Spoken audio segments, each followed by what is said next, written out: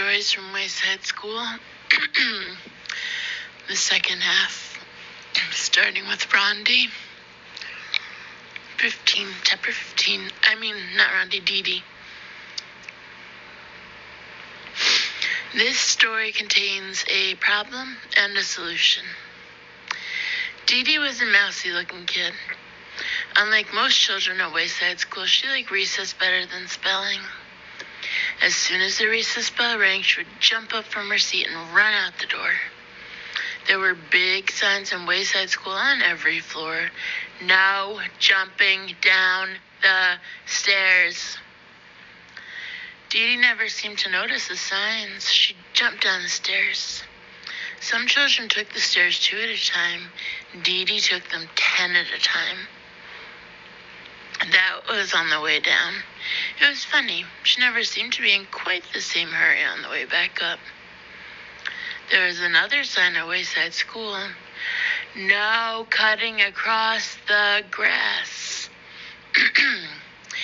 Dee must not ever have seen that one either. She cut across the grass and ran up to Louis, the art teacher. I want a green ball, Dee said. The green balls were the best. I'm all out of green balls, said Louis. Okay, then I want a red ball, said Dee. The red balls were just about as good as the green balls. They didn't bounce as high, but actually sometimes you don't want a ball to bounce too high. I'm all out of red balls too, said Louis. Do you have anything left? Asked Dee. Dee meant anything besides the yellow ball. There was one yellow ball at Wayside School, and Louis was always trying to get rid of it. It didn't bounce, and it never went the way it was kicked. Anything at all? Asked Dee. Well, today's your lucky day, said Louis. I have one ball left, just for you. The one and only yellow ball. No thanks, said Dee. Come on, take it, said Louis. Why don't you ever have any green or red balls? Asked Dee. I do, said Louis, but the other children asked first. By the time you get out here, they're all gone. Well, but that's because I have to come all the way from the 30th floor. How do you expect me to compete with the kids from the first or second? She asked. Well, that's why I saved you the yellow ball, said Louis. Everybody wanted it, but I saved it just for you. I bet, said Dee. She took the yellow ball and bounced it on the ground. It stopped dead with a thud. She stepped back, ran up, and kicked it. It went backwards over her head. She didn't bother chasing it. Instead, she played hopscotch with Jenny and Leslie. She thought it was disgusting. The next day, Dee asked Mrs. Jules if she could go to recess early. Why? Asked Mrs. Jules. So I can get a green ball before Louis gives them all away, said Dee. I'm glad you have a good reason, said Mrs. Jules. Yes, you may go, but first, spell Mississippi for me. Spelling was not Dee's best subject. By the time she finally got it right, she was 5 minutes late for recess. She jumped down the stairs, cut across the grass, and ran up to Louis. There were no green balls left. There were no red balls left either. However, there was still the yellow ball. Dee played jump rope with Joy and Mauricia. It was no better than hopscotch. So Dee's problem was to figure out a way to get a green ball, or at least a red ball. You already know that this story also contains a solution. Dee figured it out. See if you can too. Remember everything you know about Dee, Wayside School, and Mrs. Jules. Hint, the next day, Dee brought a cream cheese and jelly sandwich, some nuts, and shredded cheese in her lunchbox. Here's what happened. Just before recess, Dee smeared the cream cheese and jelly all over her face. Then she stuffed her mouth with nuts and hung the shredded cheese from her nose. When she closed her eyes, she looked just like a dead rat. Todd was in on the plan. "Mrs. Jules," he called out, "there's a dead rat in the classroom." Mrs. Jules was very put out. "I want that dead rat outside immediately." When Mrs. Jules said immediately, she meant it. Dee Dee instantly found herself outside on the playground. "I want a green ball," she said. Louis pretended that he hadn't heard her. "May I please have a green ball?" asked Dee Dee. Louis gave her a green ball. "I don't know how you did it, Dee Dee, but you're first today," he said. When Mrs. Jules found out that Dee Dee and Todd had tricked her, she sent Todd home early on the kindergarten bus. Dee Dee threw the green ball on the ground. It bounced 50 feet straight up in the air, and then she caught it. "You don't like me, do you?" she asked Louis. "Well, sure I do," said Louis. "No, you don't," said Dee Dee. "Yes, I like you," said Louis. "No, you don't," Dee Dee insisted. "Yes, I like you, I really do," said Louis. "Are you sure?" asked Dee Dee. "Yes," said Louis. "Don't you believe me?" "I guess so," said Dee Dee. "Do you like me?" asked Louis. "You bet," said Dee Dee. "You're my best friend." "Terrific," said Louis. "I always wanted to be best friends with the dead rat." Chapter 16, DJ. DJ skipped up the 30 flights of stairs to Mrs. Jewell's room. He was grinning from ear to ear, from nose to chin, from here to there and back again. "Hey, DJ," Todd shouted. "Glad to see you." Todd was a pushover for smiling faces. Mrs. Jules heard him. She began to write Todd's name on the board under discipline, but when she saw DJ's smile, she put down the chalk. "Good morning, DJ," she said. "What are you so happy about?" DJ grinned and shrugged his shoulders. Mrs. Jules smiled. Damien looked at the smile on Mrs. Jules' face, then at Todd's, and finally at DJ's. Then Damien smiled too. His smile was almost as big as DJ's. They were best friends. Once they saw the two of them smiling, the rest of the class couldn't help but smile. Rondi had a very cute one due to her 2 missing front teeth. Nobody had an ugly smile.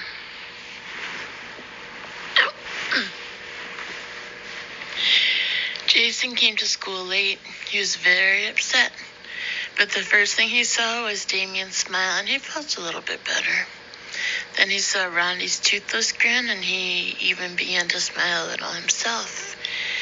But when he saw the piano on DJ's face, he fell, laughing, onto the floor. Everybody started to laugh, even Kathy, and she hardly ever laughed, except when someone hurt himself. The whole room seemed to be laughing, not just the people in it.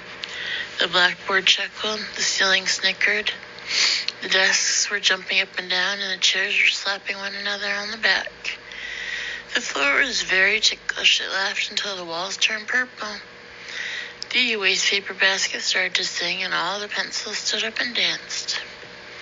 Finally, things began to settle down.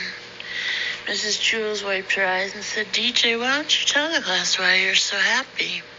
At least let us know what we're laughing about." But DJ just kept on smiling. "Come on, DJ," said Dee Dee, "tell us." DJ didn't say a word. He couldn't. His mouth was stretched out of shape. "Let us guess," said Ron. "If we guess right, will you tell us?" DJ nodded his head. His smile began to hurt his ears. Everyone took one guess. Have you been swimming? Is it your birthday? Are you in love? Did you get a green ball? Nobody guessed right.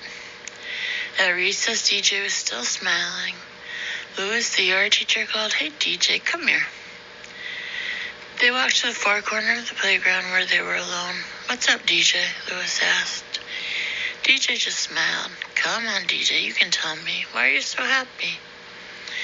DJ looked up at him. He said, "You need a reason to be sad. You don't need a reason to be happy." Chapter 17, John.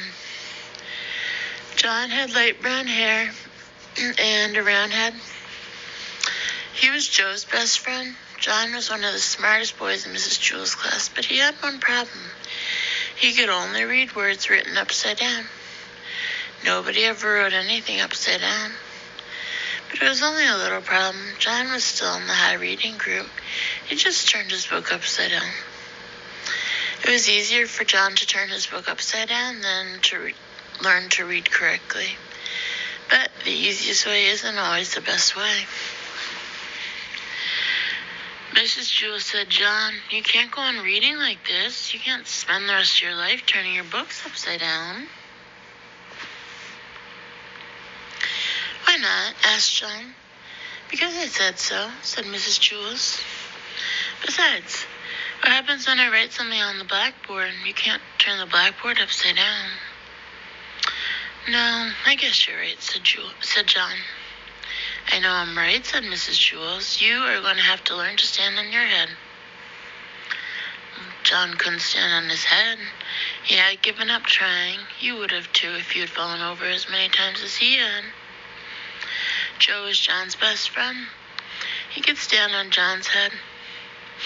Every time John fell over, Joe stood on his head. After all, what are best friends for? "My head is too round, Mrs. Jewell. I can't stand on it," said John. "Well, of course you can, John," said Mrs. Jewell. "If Joe can stand on your head, so can you." "It's easy, John," said Joe. "I can't," John repeated. "I always fall over." "Nonsense," said Mrs. Jewell. "All you have to do is find your center of balance. Now, up you go." John put his round head on the floor and swung his legs up. He fell right over. Then Joe stood on John's head. "See, John, it's easy. Nothing to it," Joe said. "We'll help you, John," said Mrs. Jewell. "Joe, get off John's head and get me the pillow from under my desk. Nancy, Calvin, come here and give us a hand." Side note, all these chapters are from archive.org. Because I don't know. I don't even know if I ever had a copy of this book. If I did, I have no idea where it went.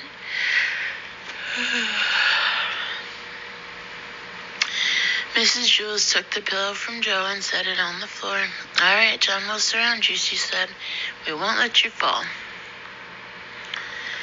John put his head on the pillow and swung his legs up. He started to fall one way, but Nancy pushed him back up. Then he started to fall another way, but Calvin straightened him out.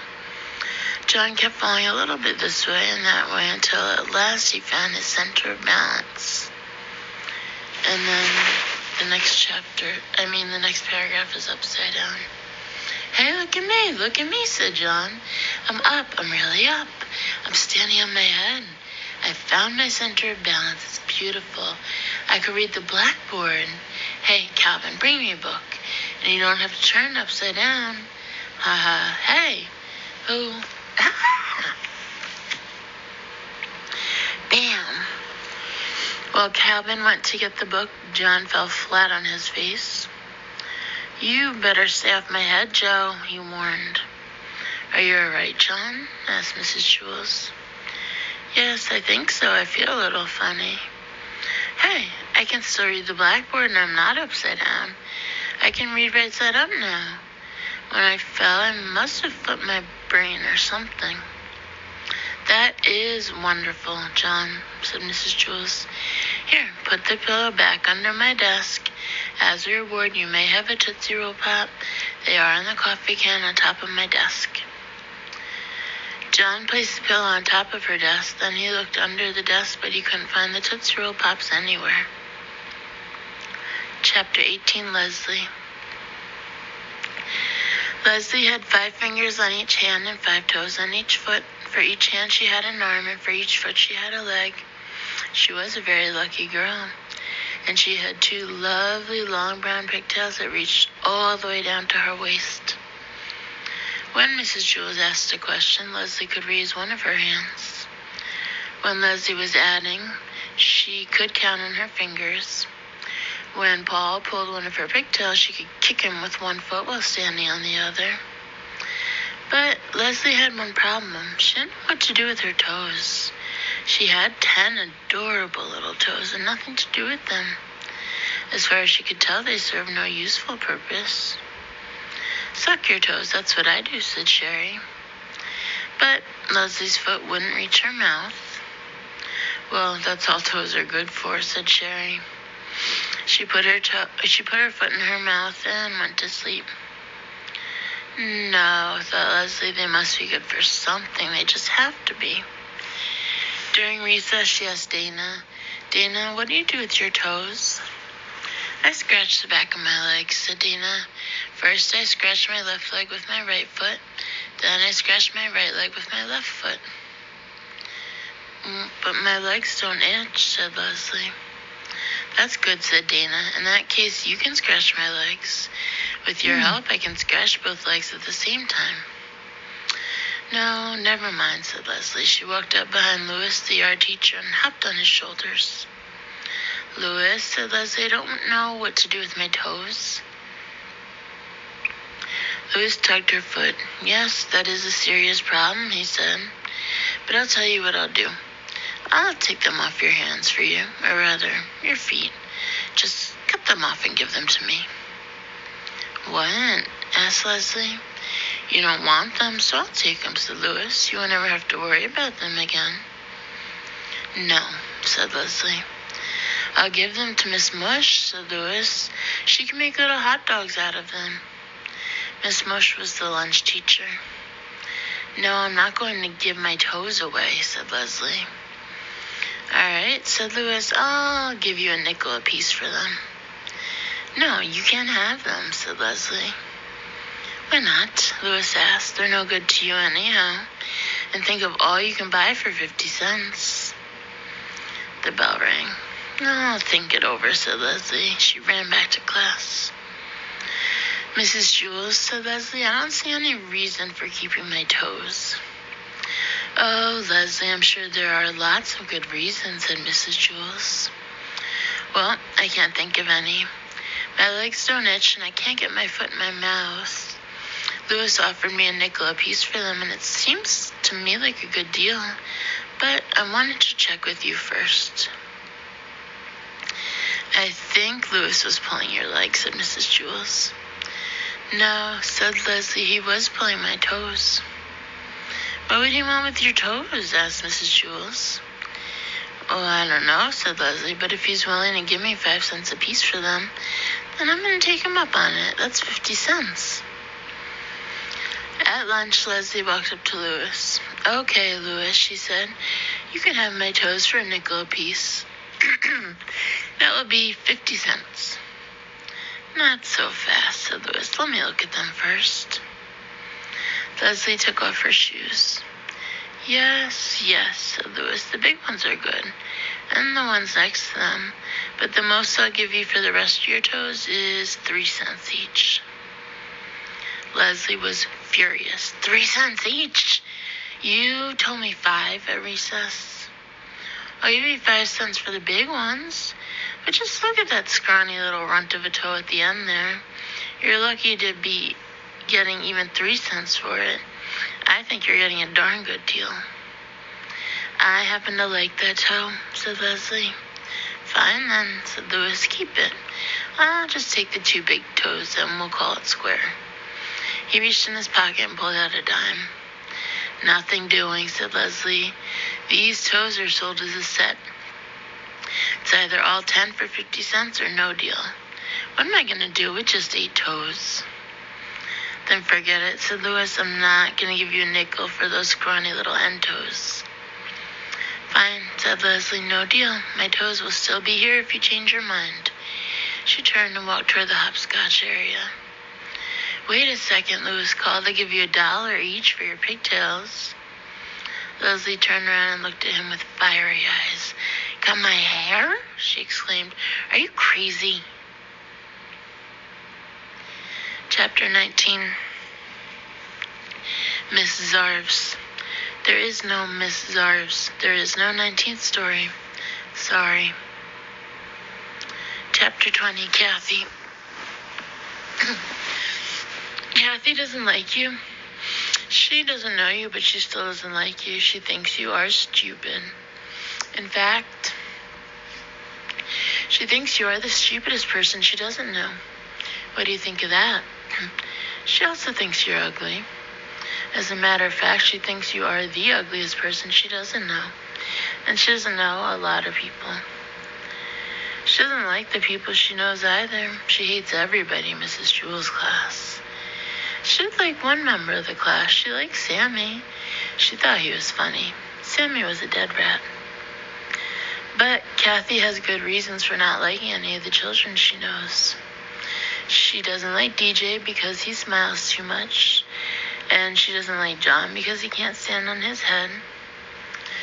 Kathy once had a cat named Skunks. She liked skunks, but she was afraid that skunks would run away.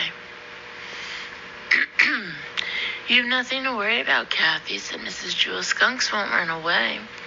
Just be nice to him and feed him and pet him and he won't run away. He may go out and play, but he'll always come back. No, you're wrong, Mrs. Jewell, said Kathy. What do you know? He'll run away. So Kathy kept Skunks locked up in her closet at home. She never let him out and sometimes even forgot to feed him. One day while Kathy was looking for her other shoe, Skunks ran out of the closet and never came back. You said he would come back, Mrs. Jewell, said Kathy. He never came back. You were wrong. I was right. That was why Kathy didn't like Mrs. Jewell's. The next time I get a cat, I'll kill him. Then he'll never run away, said Kathy. Then there was the time that Damien tried to teach Kathy how to play catch. Damien said, when I throw you the ball, Kathy, try to catch it. I can't catch it, said Kathy. I'll just get hurt. You won't get hurt, Damien insisted. Just watch the ball. He tossed it to her. But Kathy knew she'd get hurt, so she closed her eyes. The ball hit her on the cheek. It hurt. Kathy began to cry. You were wrong, she sobbed. I was right. That was why Kathy didn't like Damien. Allison believed that if you are nice to someone, then they'll be nice to you. So one day she brought Kathy a cookie. I don't want your ugly cookie, said Kathy. It probably tastes terrible. Allison said, no, it is very good. I made it myself. Kathy said, if you made it, then it must stink. You can't cook. You're too stupid. She just put the cookie in her desk along with her pencils, crayons, and books. 3 weeks later, Kathy was hungry. All right, Allison, she said, I'll try your stupid cookie. She took it out of her desk. It was covered with dust. She bit it. It was hard and tasted terrible. See, said Kathy, I was right.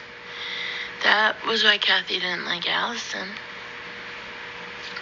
Yes, Kathy had very good reasons for not liking anybody she knew.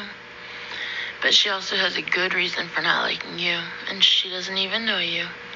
Her reason is this.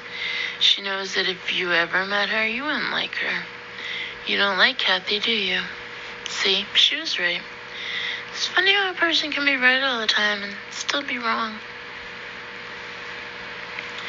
Chapter 21, Ron. Ron had curly hair and little feet. I want to play kickball, he said. You can't play, said Terrence. Get out of here, said Dee Dee. Scram, said Jason.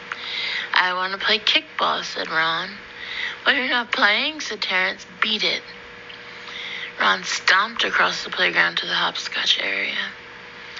Jenny was playing hopscotch with Louis. Jenny was on 9.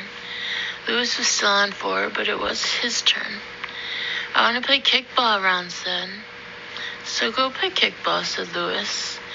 Terrence won't let me play, said Ron. Louis walked with Ron to the kickball field. Hey, what about our hopscotch game? Jenny asked. You won, said Louis. I just beat Louis in hopscotch, Jenny announced. Leslie, Rondi, and Allison flocked around her. Hey, Louis, Damien shouted. You want to play kickball? All right, said Lewis. Ron and I will both play. No, said Terrence. Ron isn't playing. Anyone who wants to play can play, said Lewis. No, he can't, said Terrence. It's my ball. It isn't your ball, said Lewis. You gave it to me, said Terrence. I gave it to you to share, said Lewis. If you can't share it, you can't have it. Oh, all right, said Terrence, but I get to pitch. Ron and I will stand everybody, Lewis announced. All right, said Jason, we'll kill them. We'll murder them, said Dee Dee. We'll smash them, said Myron. We'll see, said Lewis. Ron pitched and Lewis played the other 8 positions. 20 minutes later, they finally got 3 outs. The score was 21-0. Ron was up first. Infield in, shouted Damien. Everybody stood within 10 feet of home plate. All right, Ron, Lewis shouted. Kick it over their heads. Ron kicked the ball only 3.5 feet. Todd picked it up and threw him out. Lewis was up. Everybody ran to the edge of the outfield. Still, Lewis kicked the ball over their heads for a home run. Everybody ran all the way back in again for Ron's up.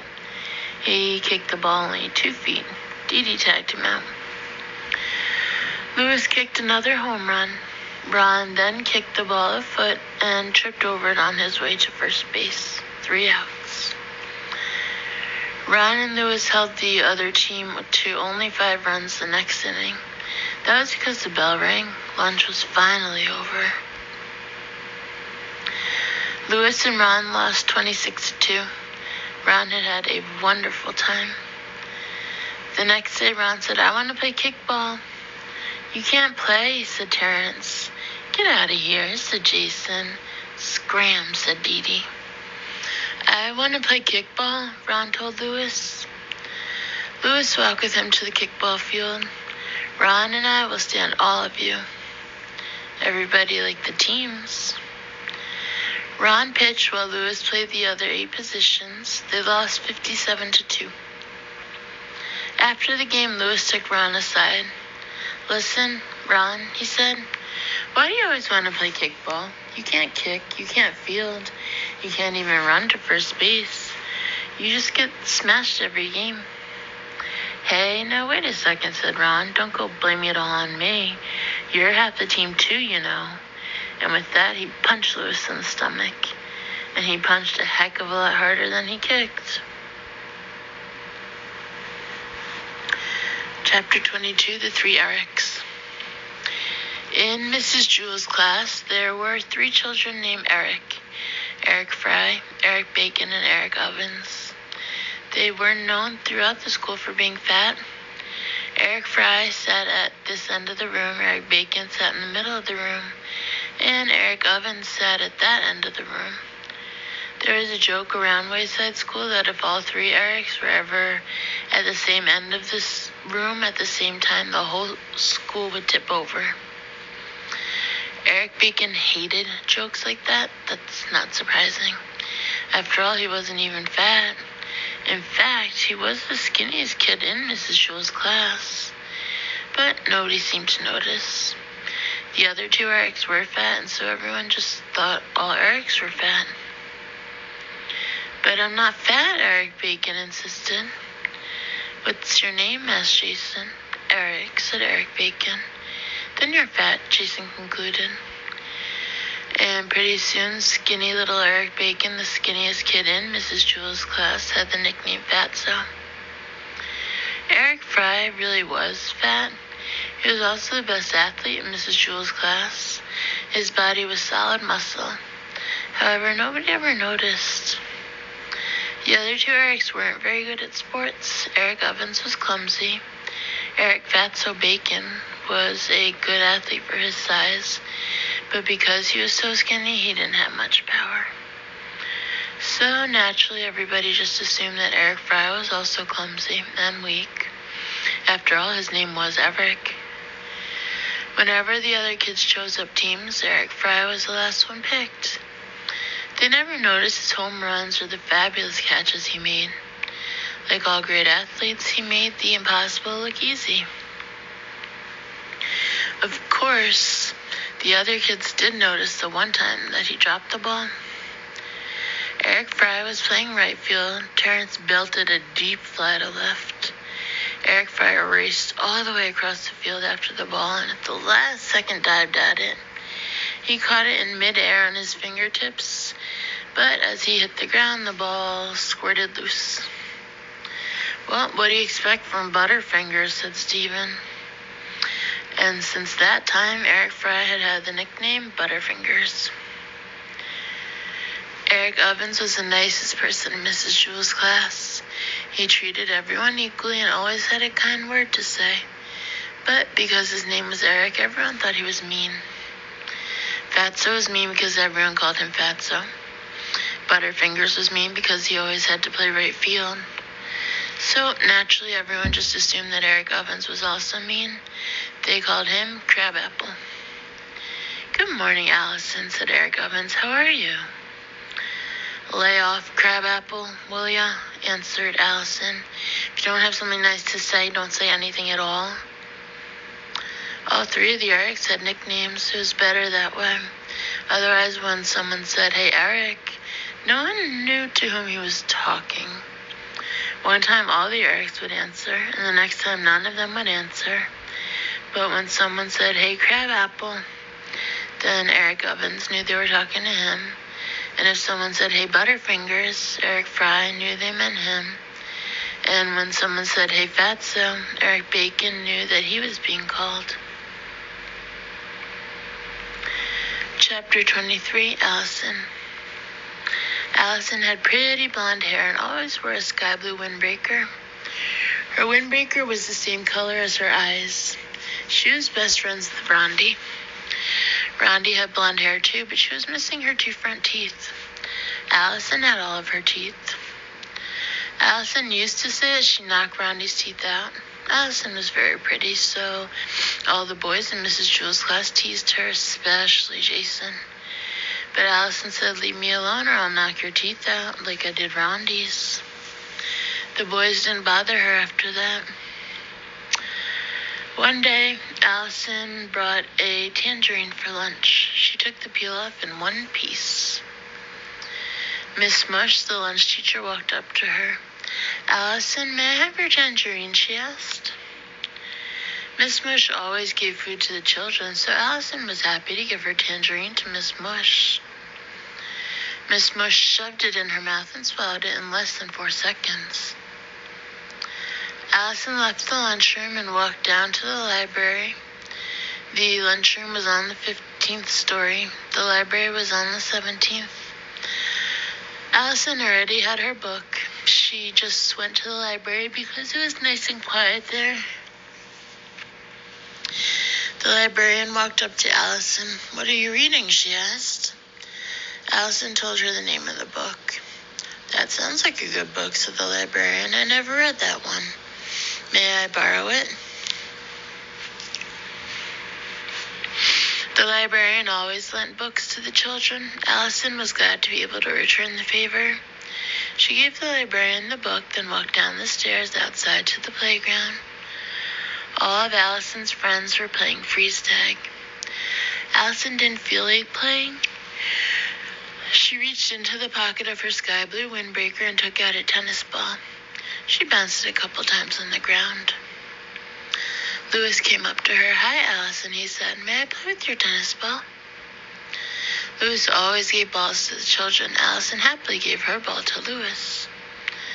Louis threw the ball all the way to the other side of the playground, and then he went chasing after it. Allison didn't feel like doing anything. Jason ran up and tagged her. "You're frozen," he said. "Get out of here before I knock your teeth out," said Allison. Jason shrugged his shoulders and left. Allison went back inside and up the 30 flights of stairs to Mrs. Jewell's room. The lunch period wasn't over yet, but Allison didn't feel like doing anything else. She'd given her food to the lunch teacher, her book to the librarian, and her ball to the yard teacher. She went inside her classroom. Mrs. Jewell was there. "Oh, Allison, I'm glad you're here," said Mrs. Jewell. "I'm having trouble with an arithmetic problem. Maybe you can help." Sure, said Allison. Mrs. Jules always helped the children with their problems. Allison was happy to help. How do you spell chair? Asked Mrs. Jules. C-H-A-I-R, said Allison. Yes, that's right, said Mrs. Jules. I knew it wasn't C-H-A-R-E, but I couldn't remember what it was. That's not an arithmetic problem, said Allison. That's spelling. Yes, you are right again, said Mrs. Jules. I always get the two mixed up. The bell rang. The lunch period was over. Allison could hear the other children running up the stairs. Allison, said Mrs. Jules, you learned a very important secret today, and I don't want you to tell any of the other children, not even Rondi.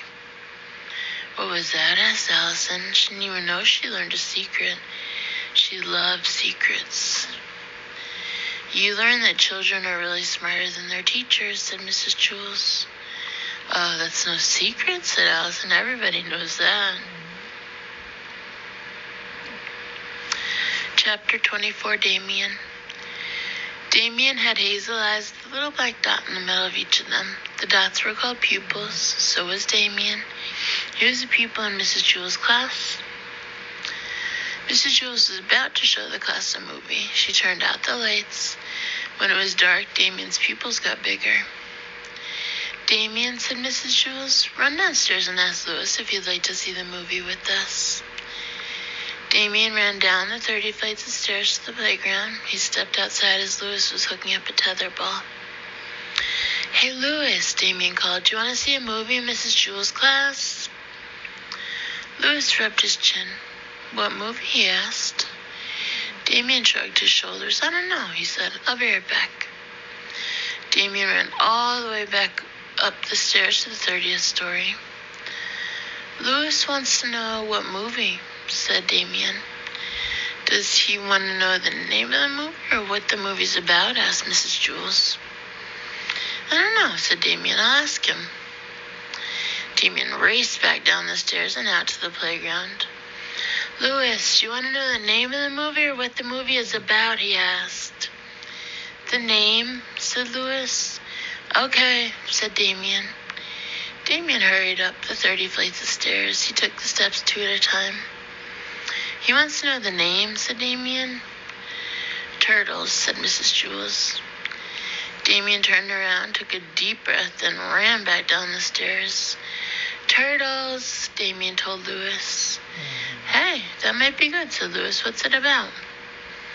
I'm not sure, said Damien. I'll find out. Damien raced back up the stairs, but first he stopped to take a drink of water. What's it about, Mrs. Jules? Asked Damien.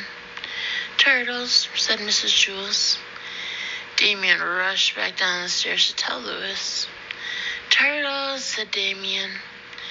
No thanks, said Louis. I don't like turtles. They are too slow. Damien lowered his head and slowly walked up the 30 flights of stairs. His legs were sore, he could hardly breathe, and his side ached. By the time he got to Mrs. Jules' class, the movie was over. All right, class, said Mrs. Jules, I want everybody to take out a piece of paper and pencil and write something about turtles. Damien had missed the movie, but he could still have written something about turtles. Turtles are too slow. But now he couldn't find his pencil. It just wasn't his day. What's the matter, Damien? Asked Mrs. Jules. I can't find my pencil, said Damien. Class, Damien's pencil is missing, Mrs. Jules announced. What did it look like, Damien? She asked. It was long and yellow, said Damien. It had a black point at one end and a red eraser at the other. I found it, said Todd, here by the blackboard. Yes, that's it, said Damien. No, there it is, in the corner by the wastebasket, said Crabapple. Maybe that's it, said Damien. Here it is, said John. It's been in my desk the whole time. No, here it is in my hand, said Joe. I found it, said Rondi. Here it is, said Allison. I have it, laughed EJ. I found it, said Myron. Which one is yours, Damien? Asked Mrs. Jules. Damien studied each pencil. They all look like mine, he said. Fortunately, at that moment, Louis walked into the classroom. He handed Damien a pencil. You dropped this while you were telling me about the movie, said Louis. Thanks, said Damien. Okay, class, said Mrs. Jules, so that we have no more mix-ups. I want everybody to write his name on his pencil. Damien spent the rest of the day trying to write his name on his pencil. Damien's pencil couldn't write on itself. It was just like his beautiful hazel eyes with the black dots in the middle. They could see everything except themselves. And pause on chapter 40.